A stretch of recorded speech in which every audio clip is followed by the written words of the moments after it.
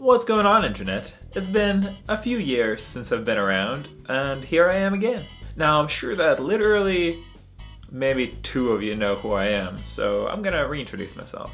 My name is Artem, and many people mispronounce my name because it's foreign to the US. Some spell it with an N at the end, some spell it with a U in the middle, and some have no idea what they're doing.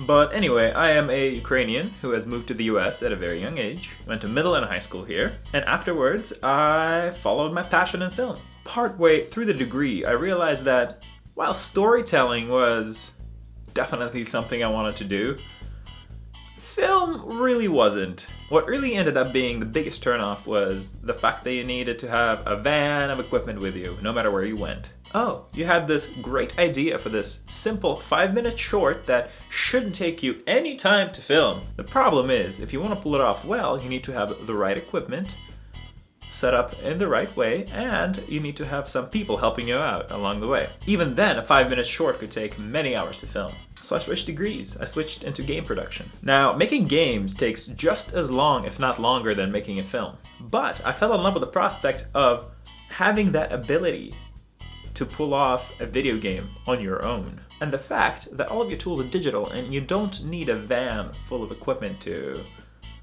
make it happen. So why am I doing this? Why am I in front of the camera right now, and why should you care? As I've mentioned before, I tried sitting in front of the camera before and talking about things and vlogging, but it never quite worked out. My problem in the past was a lack of consistency and, frankly, lack of motivation. While I'm not entirely sure I'll be able to have either one this time around, I'll definitely try my best once again. I find the prospect of having your thoughts heard by simply talking to a camera incredibly fascinating. That's really it. So, what's the first thing I want to talk about today? The first thing that came to mind was human attention. What really makes us pay attention to anything?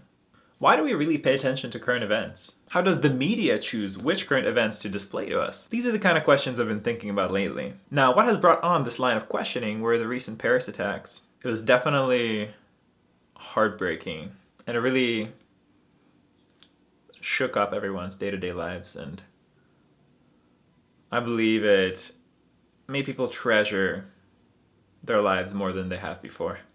Now, the interesting side effect that has come out of this happening was the attention brought to other events happening in the world at the same time. There were attacks in Beirut and Iraq, and there was also an earthquake in Japan. While some attention was paid to those events, it wasn't nearly as much as the attacks in Paris. Now, interestingly enough, there were other events happening in the world that people paid even less attention to. Things are always happening. There's always people hurting other people, but the media doesn't always cover it. So what exactly guides people's attention? Maybe it has to do with how capable a human being is with paying attention to multiple things. Maybe it has to do with the location. Maybe it has to do with the severity of the events. It's just an interesting thought, in my opinion, and it has been on my mind for the past few days. All I know is that when things get really bad, people will always take care of people.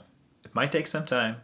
Some might be more stubborn than some others, but eventually it happens. And that's a great thing to know. So for those who are watching, what do you think guides human attention? Why do you think some things get more media coverage than others? Why is Justin Bieber still so goddamn popular?